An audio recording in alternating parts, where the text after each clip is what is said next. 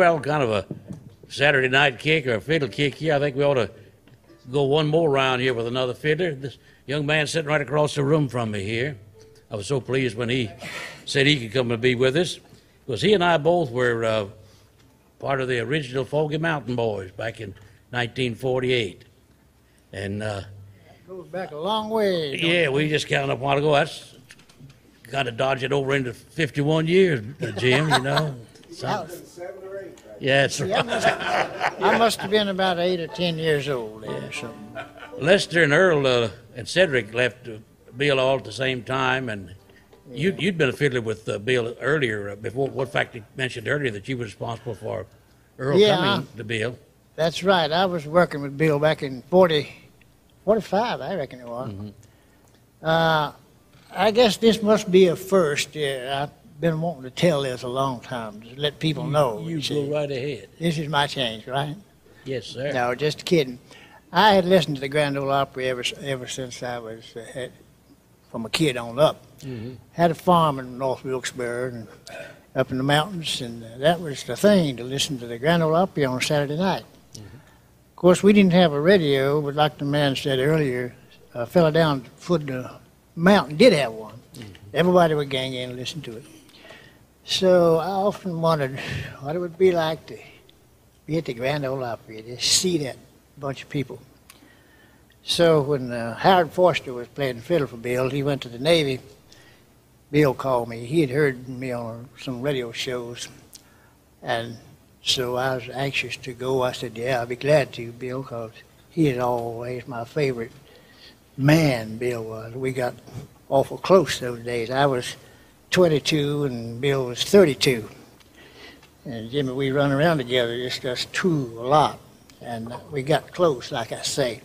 But anyhow, when I got to the Opry, the day I got there, went down to the, hunted up the Opry where it was. And Bill, of course, met me outside, and we went in. And we were sawing around. He was back in the room, and he come back out. He said, Jim, you know my theme song? Now, keep in mind, I'd never been to Nashville. Didn't know nothing about it. I said, yeah, I guess so. I've heard you play it enough.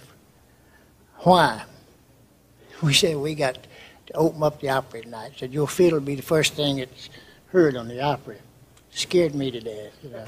Mm-hmm. So the checkerboard people had just about 30 minutes to the Opry, and they wanted on the early part. So that throwed us to do that. I was so scared. You know, then they just had a mic in the middle and one over here for the bass, and then one over here for the control man. Vito, the fellow, he said, now, young man, he didn't know who I was. I just got there. He said, when I do this, you hit that fiddle. And I mean hit it as soon as I did it. You know, all of you know the Opry know Vito. So that scared me even worse. So. But as luck would have it, the good Lord is on my side, like he has been all my life, really. So when he did, I hit the thing, and just tore the place up. They just gave me a tremendous hand.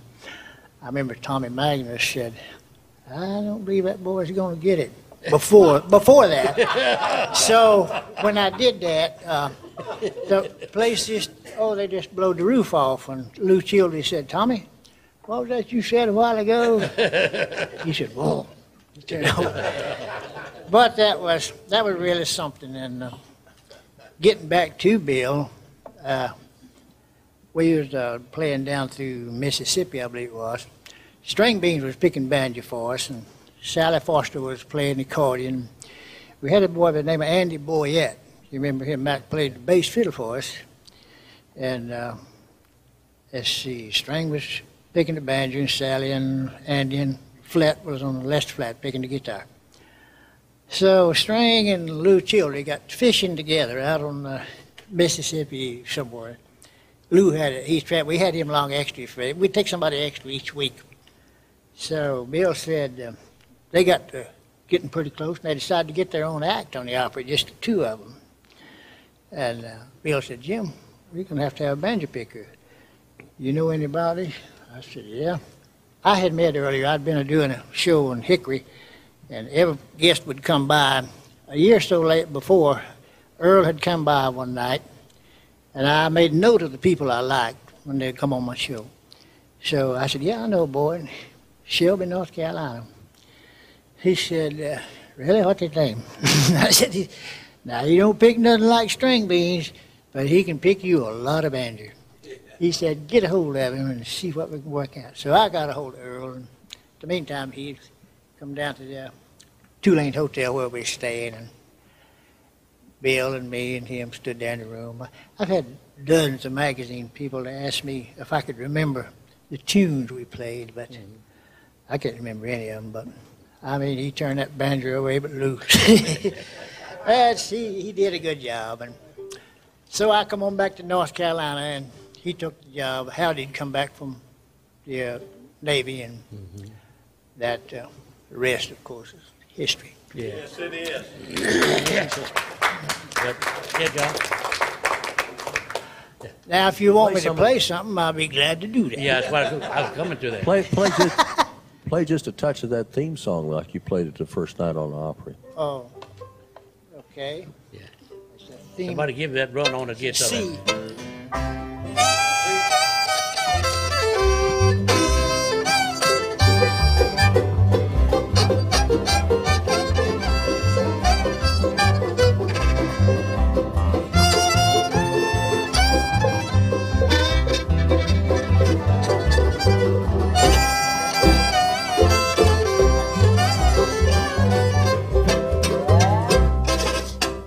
Yeah. Oh, that's fine. That's Can we fine. make requests? Yeah. Can we make requests? Yeah. Play, play Cabin in Carline. Cabin in Carolina. You remember that one? Can you do that? That was on that first session, wasn't it?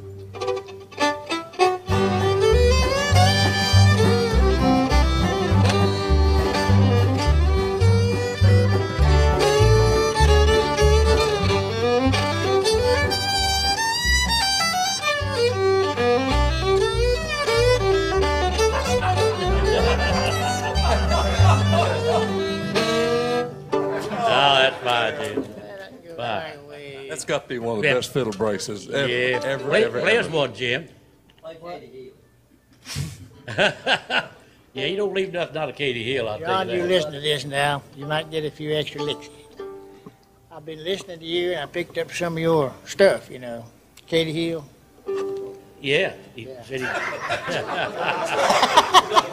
Duh,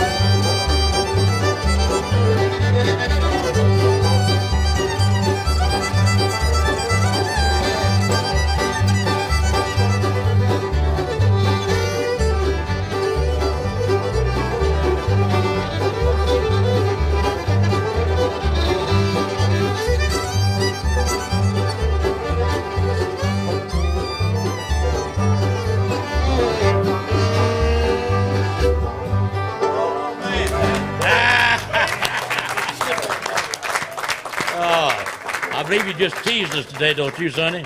Yeah.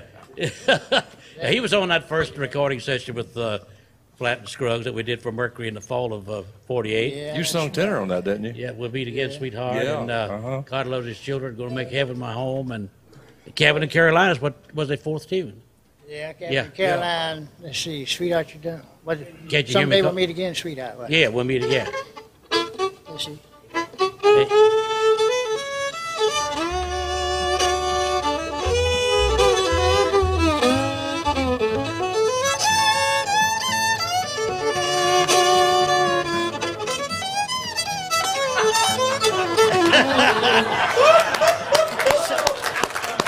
Lord have mercy.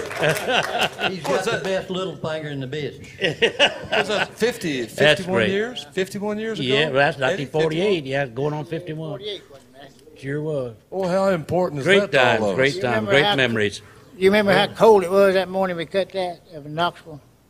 I No, walked what it across cold? the street and the man said, the paper laying on the desk said 8 above zero this morning. Good gracious life. I Yeah. would have got up if I'd have noticed that. Cold. You wouldn't have got the record if you hadn't got up. I bet you nobody in this room can tell me the first bluegrass record ever recorded in Nashville, Tennessee.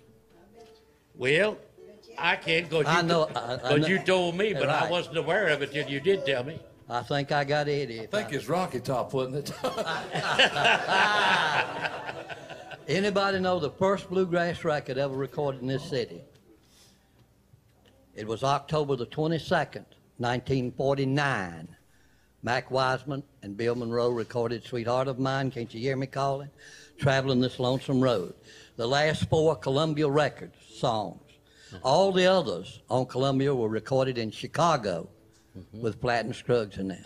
Yeah. The first bluegrass record ever recorded in this city was Mac Wiseman, Bill Monroe, Rudy Lyle, Jack Thompson. Jack Thompson, and the fiddle player was Chubby Wise. Chubby Wise. Yeah.